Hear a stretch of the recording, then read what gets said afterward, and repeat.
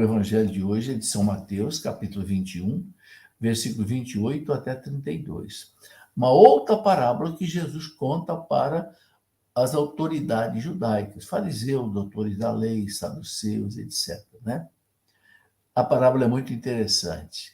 Naquele tempo, Jesus disse aos sacerdotes e anciãos do povo. Esses anciãos eram fariseus, doutores da lei, né? Escribas.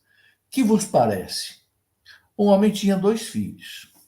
Dirigindo-se ao primeiro, ele disse: Filho, vai trabalhar hoje na vinha. O pai mandando o filho trabalhar na vinha. O filho respondeu: Não quero. Mas depois mudou de opinião e foi.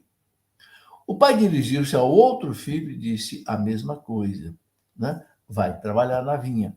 Esse respondeu: Sim, senhor, eu vou. Mas não foi. Qual dos dois fez a vontade do pai? Os sumos sacerdotes e os anciãos do povo responderam: O primeiro. O primeiro fez a vontade do pai, aquele que disse que não ia trabalhar, mas que foi. Se arrependeu depois e foi. Então Jesus lhes disse: Em verdade vos digo que os cobradores de impostos e as prostitutas vos precedem no reino de Deus. Quer dizer, Jesus está falando para eles, fariseus, doutores da lei, porque João veio até vós num caminho de justiça e vós não acreditastes nele. Ao contrário, os cobradores de impostos e as prostitutas creram em João Batista, creram nele. Vós, porém, mesmo vendo isto, não vos arrependestes para crer nele.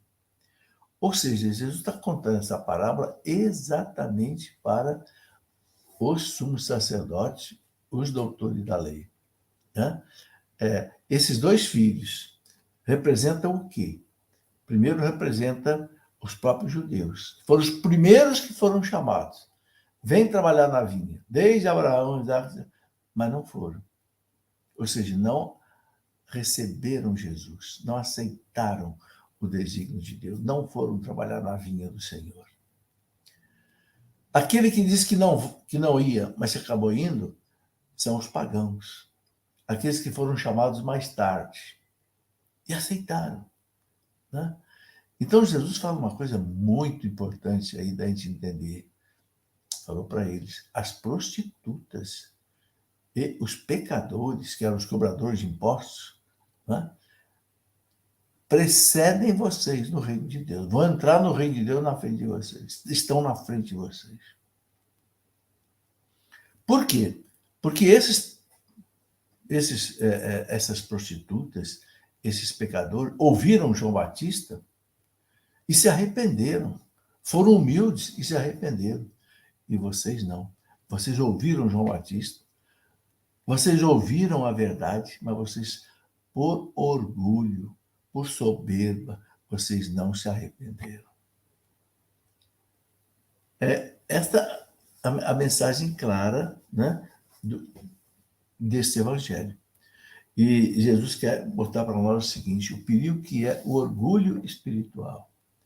O orgulho não deixa a pessoa se arrepender, não deixa a pessoa assumir o próprio pecado. Acha que está tudo bem, está feliz, não tem problema nenhum, né? E vai empurrando a vida com a barriga. Né? Isso realmente é muito perigoso. Então, Deus nos chama, né, a isso aí. Então, muitas lições nós podemos tirar desse contexto.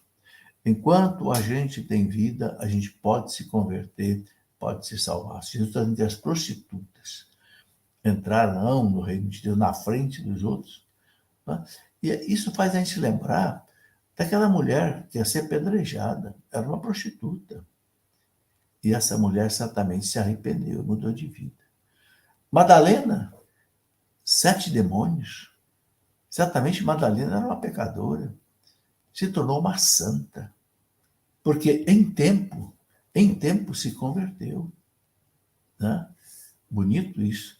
Mesma coisa com Mateus. Mateus era publicano, cobrador de impostos. Jesus chamou. Mateus abriu os olhos da fé e seguiu Jesus. Grande apóstolo, grande evangelista, mártir da igreja.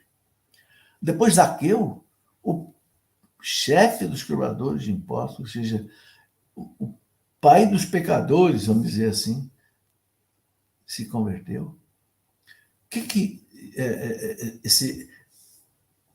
a liturgia deste domingo quer mostrar para nós? Deus é misericordioso. Deus está pronto a receber o arrependimento. Agora, quem é que não se arrepende? É aquele que vive no pecado. E não quer, por orgulho, por soberbo, se arrepender. Né? Mas aí tem também uma outra coisa importante, né? É a perseverança. Não basta só se arrepender, é preciso mudar de vida e permanecer numa vida nova. Né? Muitos se convertem e tal, mas depois volta à vida velha. Esse é um perigo.